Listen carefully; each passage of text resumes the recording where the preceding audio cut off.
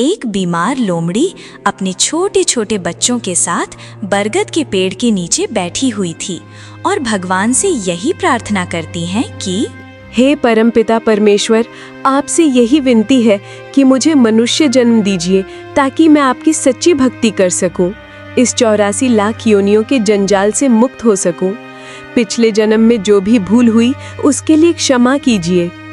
इतना कहने के बाद लोमड़ी की मृत्यु हो जाती है और उसकी आत्मा यमलोक में चली जाती है, यमराज के पास। यमराज के दरबार में ये आत्मा लाई जाती है। यमराज अपनी लेखे देखते हैं। पिछले जन्म में इसने भक्ति तो की थी, पर एक भूल से इसे लोमड़ी का जन्म मिला। अब इसके कर्म इसे गधे का जन्म दिला रहे हैं। नहीं नहीं यमराज, मुझे गधा मत बनाइए। मैं कबीर साहिब की शिष्या हूँ, मुझे मनुष्य जन्म चाहिए। जैसे ही आत्मा ने कबीर साहिब का नाम लिया, वहीं परमात्मा कबीर प्रकट हो गए। यमराज, इसने अपनी पिछली जन्म में सच्ची श्रद्धा से भक्ति की थी। इसकी एक छोटी चूक से इसे लोमड़ी का जन्म मिला, लेकिन अब इसे गधे का जन्म नहीं मिलेगा। मैं इसे मनुष्य जन्म देता हूँ ताकि ये भक्ति करके मेरे सतलोक लौट सके। आपकी आज्ञा कबीर साहिब। गांव सीतापुर में एक छोटे से घर में एक बच्ची का जन्म हुआ। माता का नाम सुजाता और पिता का नाम रामनिवास था। अरे देखो रामनिवास, कितनी सुंदर बेटी है, चांद जैसी। बेटी? मुझे तो बेटा चाहिए था। बेटा वंश चलाता है, बेटी तो बोझ है। ऐसा मत कहो, ये भगवान की अनमोल देन है।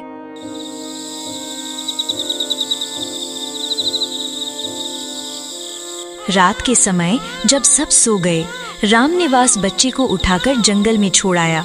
बच्ची रोने लगी।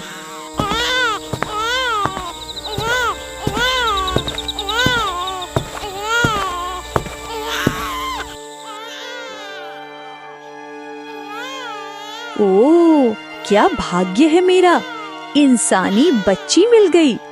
आज तो दावत हो जाएगी।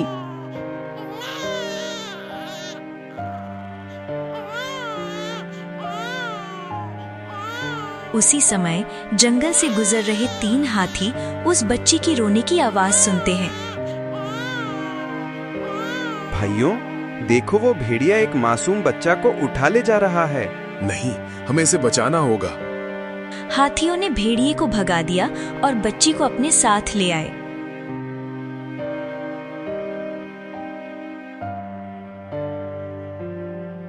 अब ये हमारी बहन होगी, हम सब मिलकर इसका पालन पोषण करेंगे। समय बीतता गया। बच्ची का नाम अनाया रखा गया। वो अब जवान हो गई थी, अपने 3 हाथी भाइयों के साथ रहती थी।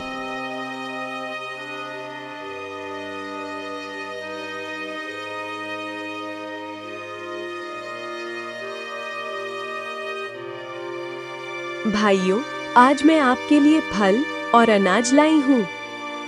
लेकिन हम तो पेड़ की छाल और पत्तियां खाते हैं। भोजन में किसी को कष्ट नहीं होना चाहिए। मैं तो कहती हूँ, हमें प्रकृति से मिला अन्न ही पर्याप्त है। भाई उसकी बात टाल देते हैं और जंगल में खाने की खोज में निकल जाते हैं। भाइयों को भोजन नहीं मिलता। तभी एक बूढ़ा गिद्ध आता है।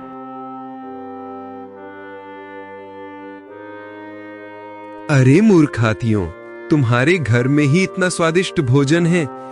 कैसी बात करते हो? कल जब अनाया का खून खाने को मिला था तो कितना स्वादिष्ट लगा था। सोचो, अगर पूरी अनाया को खा जाओ तो कितनी ताकत मिलेगी। भाई गिद्ध की बातों में फंस जाते हैं। ठीक है, आज हम अनाया को ही पकाकर खाएंगे।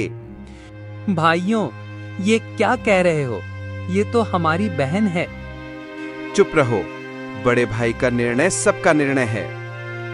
वे अनाया को रस्सियों से बांध देते हैं। अनाया रोने लगती है। हे प्रभु, क्या यही मेरा भाग्य है? वीर हाथी अकेला बैठकर रो रहा था। तभी कबीर साहिब साधु रूप में प्रकट हुए। क्या हुआ पुत्र? मेरे भाई बहन को खाने जा रहे हैं, कृपा कीजिए। ठीक है, तुम एक काम करो। योजना यही है, तुम मुझे बावर्ची बताकर घर ले चलो। कबीर साहिब को घर लाया गया। उन्होंने मशरूम और जड़ी बूटियों से भोजन बनाया। सभी हाथी और गिद्ध ने खूब खाया और प्रसन्न हुए।